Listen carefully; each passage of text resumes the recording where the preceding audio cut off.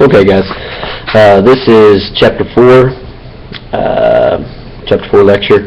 We'll be discussing India and the Aryan migration. Unlike some of the other ones, this will be a chapter that may be difficult for you because most of you have never had any kind of introduction to the Indian people at all. Most of us have seen Egyptian culture, or we've been taught the Egyptians before in middle school or elementary. Even the Sumerians and the Mesopotamians to some degree have a little more exposure than India. But today India is a growing superpower, and they have an ancient civilization that is without a doubt worthy of respect and study. So we'll start off with India today. The first major civilizations in India arose in the Indus River Valley. The Harappan civilization is what it's called, and Harappan civilization was based off of two major cities, one named Harappa and the other one named Mohenjo-daro. These cities were buried by ecological natural disasters, and someone chanced upon them. They saw a brick poking out of the dirt one day, and then we're still excavating them today. Wonderfully gridded out cities. They were made in 90-degree angles. They had sewage. They were fantastic cities that were some of the greatest in the world at the time. Let's see.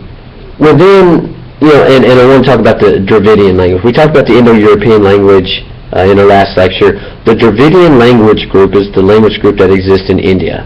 There are multiple languages that are attributed to the Dravidian language group, but when you think of Indian, or speaking of Indian, then it's a Dravidian language group.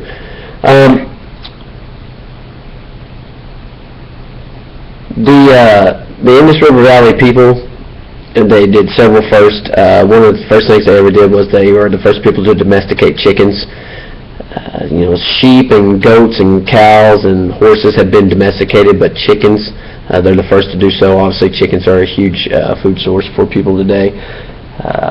Harappa and Mohenjo-daro were the two only big cities, 35 to 50,000 people cities that they had. They had multiple smaller cities of a few thousand, but these are two dominant cities. We don't have any record of their politics. Part of this is because of the archaeological evidence we still haven't uncovered yet, because these cities are still being excavated. So we don't know a lot about them. There's a lot of mystery surrounding the Harappan society. They had a written language, but unfortunately we haven't been able to decipher the written language up to this point. It was a pictographic type of language, but we haven't had anything that has allowed us to break the code and decipher exactly what the heck those guys were talking about. The early Dravidians, the Harappan society, their gods focused on fertility.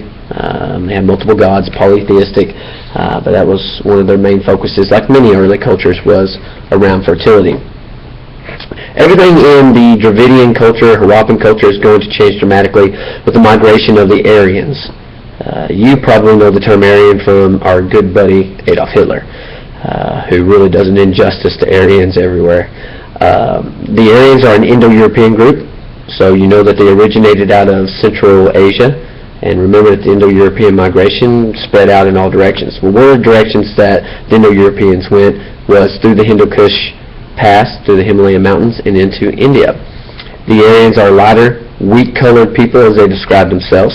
The native Dravidian peoples are darker-skinned people, and there was a little bit of racist clash that happens. The Aryans considered the darker-skinned people their enemies. The Aryans came in, they were nomadic. The darker-skinned people had settled down into agriculture. They saw them as being weak. They called them Dasis, or the enemy. But eventually these two groups, both the Dravidians and the Aryans, are going to intermix, and become the culture that we know today of India. Both of them give each other very, very important things that make them better as a whole. But the Aryans themselves, they were big domesticators of animals, anything with a hoof basically, sheep, goats, cows, horses, especially horses and cows were important to them. Remember, Indo-Europeans were the first ones to domesticate the horse, and we know how important the horse was to building empires and becoming a power. Well, a lot of times, the cow became so important to the Aryans that they actually used it as a measure of wealth. The wealthiest man in your chiefdom was the man who had the most head of cattle. If you had 300 head of cattle, okay. If you had 1,000 head of cattle, you were more powerful. You had more influence in society than the other ones did. The areas tended to fight amongst themselves a lot. Politically speaking, there were no unified state. It wasn't like Egypt. It wasn't like Mesopotamia. They had a bunch of chiefdoms that fought amongst themselves quite a bit. The Aryans also had no written language. When they came in, how they did things was they passed their poems and songs down in stories, similar to the Old Testament. The Old Testament was never written down in the time. The Hebrews passed those stories down verbally, orally. The Aryans would do the same thing. These poems and stories that they passed down were called the Vedas. You must remember the Vedas. They're incredibly important to Indian culture.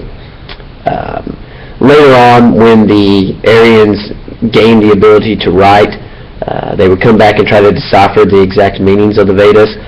These written works would become called the Upanishads. And the Upanishads are important as well. They're trying to figure out what those Aryans were talking about with their songs and poems. And a lot of the Vedas were talking about the struggle of the Aryans to conquer neighboring peoples, to conquer the Dravidians and everything.